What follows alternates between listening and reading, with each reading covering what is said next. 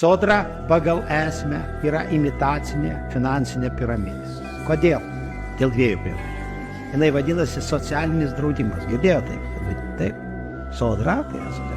Kas iš jūsų moka sodros mokestį? Kas iš jūsų turi sutartį? Lauk. Draudimas turi turėti sutartį. Neturi sutarties, reiškia, čia nedraudimas. Jokių nėra.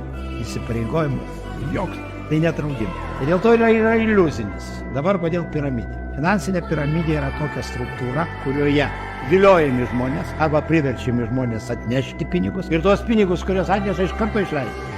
Ir moka kitiem kitais pinigais, kurie atneša vėliau. Kiek laiko tokia piramidė gali funkcionuoti? Tol, kol yra tie, kurie atneša. Vienintelė iliuzija tai yra valdžios pasižadėjimas. Mes priversim jūs mokėti, už tai jums žadam, kada jums išeisit į pensiją, mes atimsim iš tų, kurie tada dirbs ir mokėsim jums. Kodėl šitas nerealus pažadas? Jeigu niekas negimdys, valdžia ką gali priversti gimdyti? Jeigu įvyks katastrofa, jokio ateities realių įsipareigojimų vykdymų būti negali.